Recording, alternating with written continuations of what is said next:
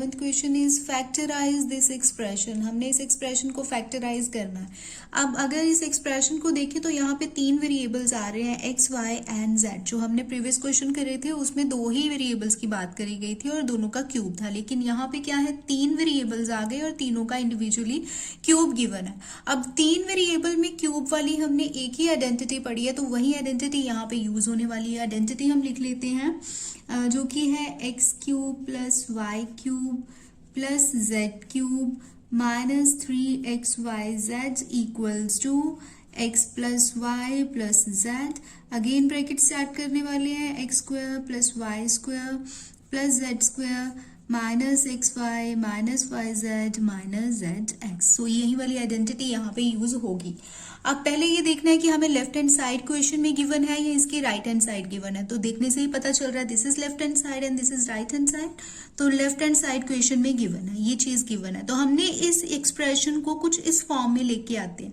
तो 27 क्योंकि हमें पता है कि 3 का क्यूब होता है, तो ऐसे लिख सकते हैं 3 का भी क्यूब x का भी क्यूब, तो कंबाइन में मैंने ऐसे क्यूब लिख लिया।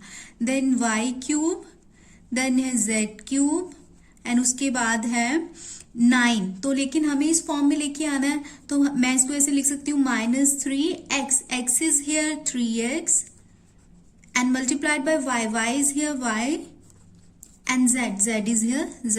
तो हम देख लेते हैं कि क्या ये यही एक्सप्रेशन बन रहा है। आप मल्टीप्लाई करके देखोगे तो सेम एक्सप्रेशन बनेगा। 27x cube plus y cube plus z cube minus 3 3 9xyz। तो यही एक्सप्रेशन बन गया हमारे पास।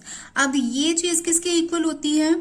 ये होता है equal x plus y plus z. x यहाँ पे क्या है ये ध्यान रखना है, x is here 3x plus y, y is y and plus z is z। तो बस राइट हैंड साइड पे हमने वैल्यूज पुट करते जाना है। x is again 3x raise to power 2 plus y square, y is y और z भी है z minus x y, x is 3x, y है, then y z and then z x is 3x। तो इस side को हमने solve कर लेना है और क्वेश्चन हो गया solve. So 3x plus y plus z, 3 square 9 and x square plus y square plus z square minus ये बन गया 3xy then minus y z and minus इसको मल्टीप्लाई कर रहा 3zx या xz कुछ भी लिख सकते हो। तो ये आ गया आंसर। अब करते हैं क्वेश्चन नंबर 12। सो 12th क्वेश्चन में हमने वेरीफाई करना है कि this side is equal to this side. तो हमें पता है ये है लेफ्ट हैंड साइड और ये है राइट हैंड साइड। हम एक साइड से क्वेश्चन को स्टार्ट करते हैं और अल्टीमेटली सेकंड साइड के ऊपर पहुंच जाएंगे। तो हम ये लेंथी वाली जो एक्सपेंडेड फॉर्म है इससे चलते हैं, क्वेश्चन स्टार्ट करते हैं राइट हैंड साइड से। And right hand side is again लिख लेते हैं x plus y plus z and bracket में है x minus y square plus y minus z square plus z minus x square. So हमने इसको solve करना। तो अभी इसको तो ऐसे ही रहने देते हैं। नाउ ये फॉर्मूला जो है हमने पढ़ा हुआ है, ये फॉर्मूला कौन सा है? जो कि बहुत ही बेसिक से फॉर्मूले हमने स्टार्टिंग में करे थे और वो फॉर्मूला था a minus b whole square which is equal to a square plus b square minus 2ab। तो मैंने बोला था कि a और b की जगह पे कुछ भी हो सकता है, कोई भी वेरिएबल आ सकता है। यहाँ पे क्या है उसकी जगह पे x एंड y जो है क्वेश्चन में गिवन है, तो हम a b नहीं लिखेंगे बल्कि x y लिखेंगे। तो इसी फॉर्मूले को हम ऐसे भी लर्न कर सकते हैं, फर्स्ट टर्म का square plus second term square minus 2 time first term into second term. तो हम यही फॉर्मूला यहाँ पे अप्लाई करने वाले हैं। So x square first term square plus second term square minus 2 into first term into second term. तो इतने को मैंने सॉल्व कर लिया है। अब मैं अगले क्वेश्चन पे अगली ब्रैकेट पे चलती हूँ। नेक्स्ट ब्रैकेट इज, वहां पे भी सेम फॉर्मूला अप्लाई होगा लेकिन वेरिएबल्स चेंज हो गए हैं। वेरिएबल्स हैं y and z।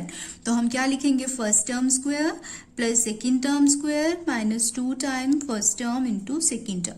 Same formula third पे भी लगेगा।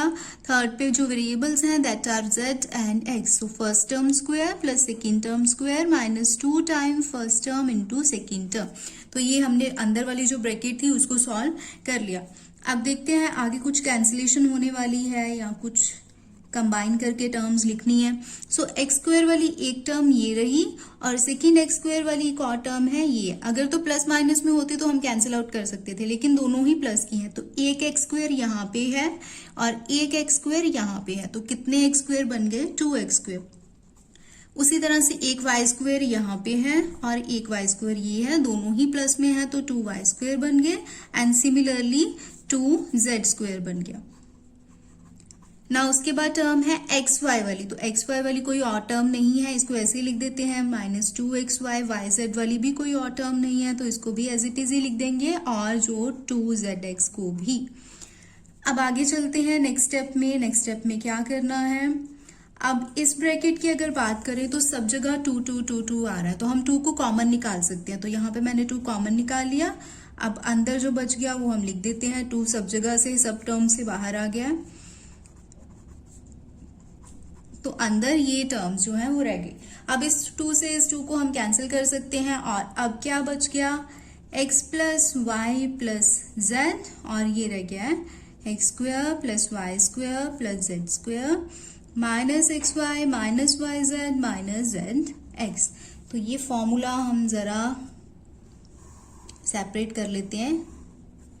ओके, सो अब ये फॉर्मूला जो है, ये जो एक्सप्रेशन बन के आया है, ये कहीं ना कहीं देखा देखा लग रहा है। ये कौन सा एक्सप्रेशन है? जो हमने प्रीवियस क्वेश्चन में किया है। ये एक फॉर्मूला है जो हमने अभी 11th क्वेश्चन में अप्लाई करा था, और ये उसकी राइट हैंड साइड है। तो इसकी लेफ्ट हैंड साइड किसकी इक्वल होती है?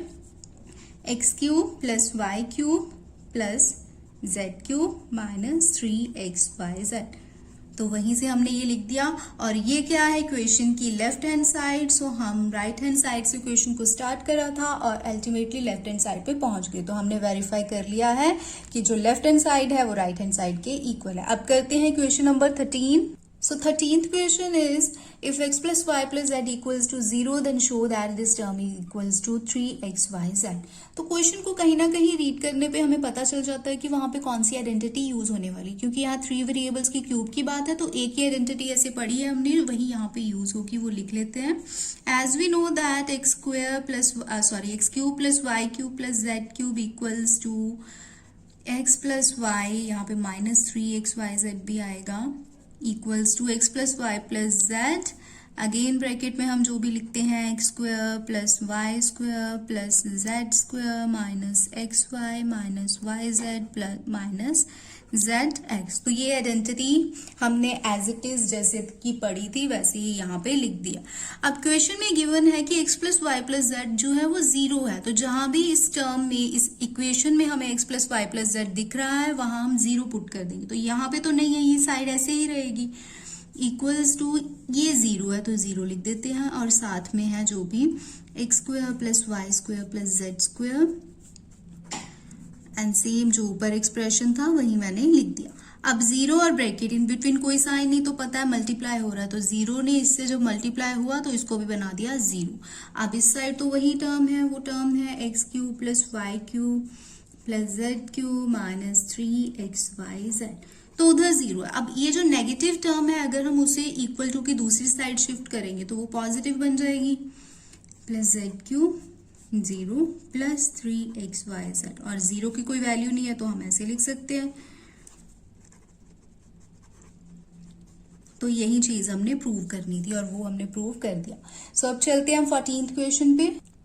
So 14th question is, without actually calculating the cubes, find the value of each of the following। तो हमने एक्चुअली में जैसे कैलकुलेशन 12 का क्यूब, 7 क्यूब, 5 क्यूब करके देन एडिशन करके सॉल्व नहीं करना है, कोई ना कोई आइडेंटिटी लगा के, कुछ ना कुछ रिजल्ट लगा के इन क्वेश्चन को सॉल्व करना है। So first is -12 whole cube plus 7 whole cube plus 5 cube. तो इसको कैसे सॉल्व करेंगे? अब जैसे क्वेश्चन नंबर 13 में हमने एक जो थी प्रॉपर्टी करी थी, प्रॉपर्टी कह लो, रिजल्ट कह लो, वहां पे गिवन था if x plus y plus z equals to 0, अगर ये 0 की इक्वल होता है then x cube plus y cube plus z cube equals to 3xyz। कि अगर ये चीज सेटिस्फाई हो रही है तब हम ये रिजल्ट लगा सकते हैं। वहां पे ये गिवन था, ये चीज हमने प्रूव करी थी, लेकिन इस क्वेश्चन में क्या है, इसी चीज का यूज करके हम क्वेश्चन को सॉल्व करने वाले हैं। तो सबसे पहले हमने चेक करना है कि क्या x plus y plus z zero है। अगर जीरो होता है तभी हम ये अप्लाई यहाँ पे कर पाएंगे। तो एक्स वाई जेड क्या है, this is x, this is y and 5 is here z। तो हम स्टार्ट करते हैं। तो हम देखते हैं तीनों को ऐड करके कि क्या वो जीरो बन रहे हैं। सो -12 एंड 7 प्लस 5 इज 12, तो जीरो तो बन रहा है। तो x plus y plus z zero बन रहा है, इसका मतलब ये प्रॉपर्टी यहाँ पे यूज हो जाएगी। अब इस प्रॉपर्टी का यूज करते हैं। सो -12 cube plus 7 cube plus 5 cube किसके इक्वल हो जाएगा, 3xyz। x is -12, y is 7 and z is 5।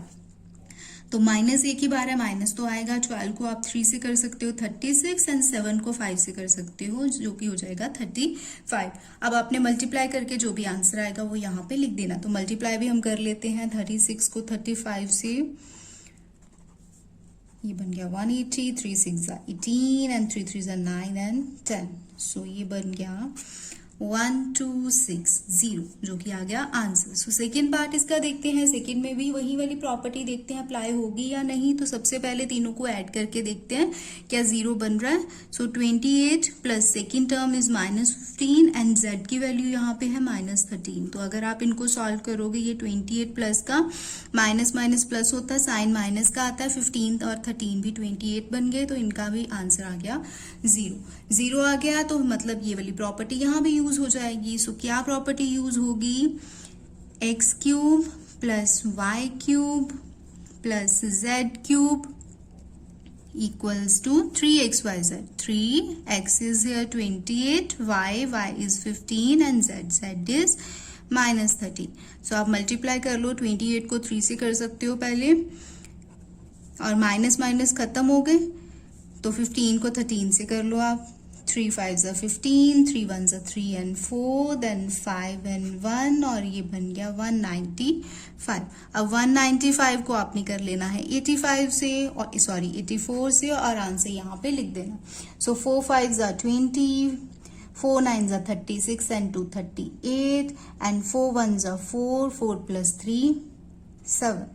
So 8 5 40, and 8 9 72, 72 plus 4 76, and 8 1 8, 8 and 7 15। So ये बन गया 16380। तो हमने एक्चुअली में जो सीधी मल्टीप्लीकेशन एडिशन नहीं करा है, कोई ना कोई आइडेंटिटी लगा के क्वेश्चन को सॉल्व किया। सो अब करते हैं 15th question. Now 15th question is give possible expressions for the length and breadth of each of the following rectangles in which their areas are given।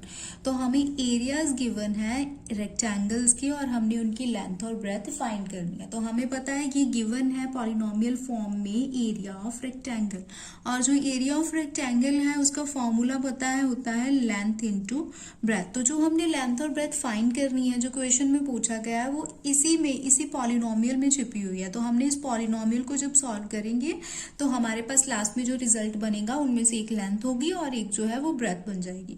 सो इसको अब सॉल्व करना है। ये है क्वाड्रेटिक पॉलिनोमियल। क्वाड्रेटिक पॉलिनोमियल को solve करने वाले questions हमने इससे पहले करे थे और डिटेल में समझे थे कि वो कैसे करना। तो अब हम थोड़ा सा देख लेते हैं। जैसे उसमें हम क्या करते थे, first term as it is लिखते थे, क्योंकि यहाँ पे 3 टर्म्स हैं, और लास्ट टर्म भी एज इट इज लिखनी होती है, जो कि है +12। और जो बीच वाली टर्म है -35, उसको हमने यहाँ पे एडजस्ट करना है। अब उसको कैसे एडजस्ट करना है, हमने फर्स्ट टर्म जो लिखी है उसका कांस्टेंट और जो लास्ट टर्म लिखी है दोनों को मल्टीप्लाई करना होता है। तो मल्टीप्लाई हम करेंगे, तो मल्टीप्लाई करके आ जाएगा 300। तो ये जो टर्म आती थी इसके फिर हम फैक्टर्स बना के देखते थे, इसको स्प्लिट करके इसके फैक्टर्स बना के देखते थे, और दो कुछ ऐसे फैक्टर्स बनाने होते हैं जिससे कि हमारे पास 35 बन जाए। लेकिन यहाँ पे क्योंकि 300 बड़ा नंबर है तो ज्यादा फैक्टर्स बना के देखने पड़ेंगे। अब यहाँ पे हमें क्वेश्चन देख के भी समझ में आ सकता है कि क्या फैक्टर्स बनेंगे। जैसे 300 है तो हमें पता है कि 15 2 30 होता है, तो लेकिन यहाँ पे तो 300 है, तो यहाँ पे अगर मैं 0 लगा दूंगी तो ये 300 बन गया। अब 50 और 20 से क्या 35 बन जाता है? अगर हम दोनों को माइनस लेके चलते हैं तो माइनस माइनस प्लस होता है और प्लस करके 35 बनेगा और साइन माइनस का आ जाएगा। हाँ 35 बन गया। इसका मतलब जो फैक्टर्स हमारे पास बन के आए हैं वो है -20 और वेरिएबल जो यहाँ होता है वही यहाँ पे रहता है। एंड सेकेंड वन इज -15 और ए वेरिएबल रहेगा। अब क्योंकि जब चार टर्म्स हमारे पास बन जाती है तो दो दो फैक्टर्स हम कॉमन निकालते हैं टर्म्स में से। इन दोनों में से भी कॉमन निकालेंगे और उसी तरह से इन दोनों में से भी हम कॉमन निकालेंगे टर्म। तो क्योंकि 5 के क्या फैक्टर्स बन सकते हैं, 25 के 5 × 5 होता और 20 के क्या बन सकते हैं, 2 2 = 4 एंड 4 5 ये बन सकते हैं। उसी तरह से 15 के भी हम बना के देख लेते हैं। 3 5 = 15 होता है और 12 के 2 2 = 4 4 3 = 12। तो अब हम कॉमन निकालना इजी हो जाएगा। अब पहली टर्म और दूसरी टर्म की अगर बात करें तो 5 5 दोनों जगह आ रहा है और एक ए भी दोनों जगह आ रहा है, तो 5 ही आ गया कॉमन। अगर कॉमन निकाला तो यहाँ एक 5 बच गया और एक ए भी बच गया। देन माइनस है, यहाँ पे 5 चला गया बाहर, ए भी चला गया। यहाँ पे 2 × 2 यानी कि 4 बच गया, तो 4 यहाँ पे लिख दिया। अब नेक्स्ट टू टर्म्स में से भी हम कॉमन निकालेंगे। यहाँ पे माइनस है तो माइनस ही रहेगा। अब यहाँ पे 3 है, यहाँ पे भी 3 है, सिर्फ यही टर्म जो है कॉमन आ रही है, तो 3 मैं यहाँ पे लिख लेती हूँ। तो अंदर यहाँ पे रह गया 5। क्योंकि हम बाहर जब भी माइनस लिखते हैं तो ये साइन चेंज हो जाता है। अगर माइनस होता तो प्लस बन जाता है, यहाँ पे प्लस है तो ये माइनस बन गया। 5 चला गया था, 3 चला गया था सॉरी, तो यहाँ 2 × 2 यानी 4 रह गया और यहाँ पे ए भी आएगा। तो अब चार टर्म्स की दो टर्म्स बन गई हैं, फर्स्ट टर्म ये एंड सेकंड टर्म ये। अब दोनों में से हमने देखना है क्या कॉमन आ रहा है, तो 5a - 4 5a - 4 दोनों में आ रहा है, तो 5a - 4 कॉमन हो गया। जैसे ही कॉमन निकाला हमने साथ ही ब्रैकेट स्टार्ट करी, यहाँ पे रह गया 5a और इधर रह गया 3। तो इससे ज्यादा ये सॉल्व नहीं हो सकता, ये सॉल्व हो गया। अब इसमें से जो फर्स्ट एक्सप्रेशन है that is length and second को हम बोल सकते हैं ब्रेथ, या फर्स्ट को ब्रेथ और सेकंड को लेंथ बोल सकते हैं। तो इसी तरह से हमने सेकंड क्वेश्चन भी इसका सॉल्व करना है। So second one is 35y² + 13y - 12। तो उसमें भी हम सेम प्रोसेस करेंगे। First term as it is लिख ली एंड लास्ट टर्म भी एज इट इज लिख दी। अब ये जो 13 है इसको यहाँ पे एडजस्ट करना है। वो कैसे एडजस्ट करना है हम मल्टीप्लाई करके देखते हैं 35 को 12 से। तो 35 को जब हमने 12 से मल्टीप्लाई करा तो ये बन गया 420। तो 420 के अब हम प्राइम फैक्टराइजेशन करेंगे तो वो थोड़ा लेंथी प्रोसेस हो जाएगा। फिर हम देखेंगे कि क्या फैक्टर्स यहाँ पे बन सकते हैं। तो हम सीधा सीधा मैं इस क्वेश्चन में आपको बता देती हूँ, जो फैक्टर्स बनेंगे वो हैं 28 एंड 15। तो अब आप बोलोगे कि ये कैसे आपने फटाफट लिख दिया, लेकिन जब आप भी इस क्वेश्चन की प्रैक्टिस करोगे तो आपको पता चल जाएगा कि किस तरह से आपने फैक्टर्स ये ले लिए। तो 28 एंड 15, क्योंकि हम अगर इनको प्लस और माइनस करके, एक को प्लस ले लो एक को माइनस ले लो, अगर एक को प्लस लेंगे माइनस लेंगे तो माइनस होगा और माइनस करके यहाँ पे 13 ही बचेगा। तो इसका मतलब यहाँ पे मैं लिख सकती हूँ 28y एंड सेकेंड -15y। तो अब चार टर्म्स हैं, दोनों में से यहाँ से कॉमन निकालेंगे, यहाँ से कॉमन निकालेंगे। अब जो 35 है, 35 के फैक्टर्स क्या क्या बन सकते हैं, 7 5 = 35 होता है। 28 के क्या बन सकते हैं, 7 2 2, 15 के 3 5 एंड 12 के 2 × 2 × 3। तो ऐसा इसलिए हम स्प्लिट कर देते हैं इसको, ताकि जो कॉमन निकालने का प्रोसेस है वो इजी हो सके। तो अब यहाँ से एक तो 7 कॉमन आ रहा है और y भी कॉमन आ रहा है, तो 7y कॉमन आ गया। इधर रह गया एक 5 एक y और यहाँ से 7 चला गया तो 4 रह गया। अब आगे माइनस है तो माइनस लगाएंगे, कॉमन आ रहा है 3, यहाँ पे रह गया 5y, ये साइन चेंज हो जाएगा प्लस और इधर रह गया 4। तो अब चार टर्म्स की दो टर्म्स बन गई, दोनों में से अब 5y + 4 कॉमन आ रहा है, तो इधर रह गया 7y देन -3। तो उनमें से एक हो गया length and second one is breadth. तो अब करते हैं हम 16th question. Now 16th question is, what are the possible expressions for the dimensions of the cuboid whose volumes are given below? So इसके टू पार्ट्स हैं। First part देखते हैं, जैसे कि हमने लास्ट क्वेश्चन में रेक्टेंगल से रिलेटेड करे हैं क्वेश्चन, इसमें है क्यूबॉइड और क्यूबॉइड के जो वॉल्यूम का फॉर्मूला हमें पता होता है length into breadth into height. तो जो इन्होंने डायमेंशंस यानी लेंथ ब्रेथ एंड हाइट, तो डायमेंशंस फाइंड करने के लिए बोला है वो इन्हीं एक्सप्रेशन से आने वाली है। तो इसी एक्सप्रेशन को हमने करना है सॉल्व। अब कैसे सॉल्व करेंगे, कुछ हमें यहाँ से सीधा सीधा पता चल रहा है, यहाँ पे 3 है और यहाँ पे है 12, तो 12 के फैक्टर्स बनते हैं 3 इंटू 4, तो इन दोनों में से क्या कॉमन आ रहा है, 3 एंड एक x कॉमन आ रहा है, तो यहाँ पे रह गया x और इधर रह गया 4। तो बस इसको और आगे सॉल्व करने की जरूरत नहीं है। 3 इसके जो डायमेंशंस थी वो आ गई, उसमें से एक है 3, second is x and third is x minus 4, तो इसमें से लेंथ ब्रेथ हाइट कुछ भी हो सकता है। नाउ सेकंड पार्ट इज जिसमें वॉल्यूम ये गिवन है, तो अब इसको कैसे सॉल्व करना है, इसमें से पहले देखते हैं कि क्या कुछ कॉमन आ रहा है। हाँ, मुझे देखने से पता चल रहा है, तो जो भी इसमें कॉन्स्टेंट्स लिखे पड़े हैं वो सारे 4 के टेबल में आ रहे हैं, तो यानी कि यहाँ से 4 कॉमन ले सकते हैं हम, तो 4 और k भी कॉमन आ रहा है, तो 4 के मैंने ले लिया कॉमन। अब यहाँ पे रह गया 3, क्योंकि 4 3 ज़ा 12 होता है, और y स्क्वायर यहाँ पे रह गया 4 2 ज़ा 8 होता है, 2 रह गया, 4 बाहर चला गया, k भी चला गया, y रह गया, और यहाँ पे 4 5 ज़ा 20 होता है और k भी बाहर चला गया, तो ये एक्सप्रेशन अब बन गया। अब 4k तो सॉल्व है, इसको आगे सॉल्व करने की जरूरत नहीं है, लेकिन ये जो ब्रैकेट है इसको सॉल्व करना पड़ेगा। अब ये जो ब्रैकेट है ये है क्वाड्रेटिक पॉलिनोमियल, तो क्वाड्रेटिक पॉलिनोमियल जैसे हमने 15th क्वेश्चन करा था वैसे ही सॉल्व करना है। अब इसको कैसे सॉल्व करेंगे, first term as it is लिख ली मैंने, then last term as it is लिख ली, और जो मिडल टर्म है उसको हमने स्प्लिट करके यहाँ पे लिखना है। तो वो कैसे करते हैं, फर्स्ट 3 और -5 को मल्टीप्लाई करेंगे तो वो बन गया 15। अब 15 के कौन से फैक्टर्स बन सकते हैं, 15 के बन सकते हैं 3 इंटू 5 या 5 इंटू 3, तो दोनों को अगर हम प्लस लेंगे तो बन जाएगा 8, लेकिन मेरी रिक्वायरमेंट है कि यहाँ पे 2 आना चाहिए, तो दोनों प्लस के नहीं ले सकते। अब मैं इसको प्लस का इसको माइनस का लेके देखती हूँ, एक प्लस एक माइनस हो तो माइनस होता है, माइनस करके 2 आ गया, और साइन ग्रेटर टर्म का जो कि है 5 उसका साइन है प्लस रहेगा। यहाँ पे लिख दूंगी माइनस का है 3y एंड प्लस का है 5y, तो 4 टर्म्स बन गई। अब चारों में से दो में से हम कॉमन निकालेंगे, इन दोनों में से, देन इन दोनों में से, यहाँ से 3 और y कॉमन आ रहा है, और यहाँ पे एक y बच गया, और इधर कुछ नहीं बचा तो हम 1 लगा देते हैं। आगे है दोनों में से 5 कॉमन आ रहा है, और यहाँ पे कुछ नहीं बचा तो हम लगा देंगे 1। सो अब ये जो 4 टर्म्स थी ये 2 टर्म्स बन गई हैं, दोनों में से अब y माइनस 1 कॉमन आ रहा है, और यहाँ पे रह गया 3y प्लस 5, तो 4, इससे आगे अब ये सॉल्व नहीं होगा, तो इनमें से एक है length, second is breadth and third one is height. तो जो डायमेंशंस फाइंड करने के लिए बोला था क्यूबॉइड की वो सॉल्व हो गई है। सो आई होप ये पूरा चैप्टर आपको क्लियर हो गया होगा। तो अब हम नेक्स्ट वीडियो में अगला चैप्टर जो है आपका वो स्टार्ट करेंगे।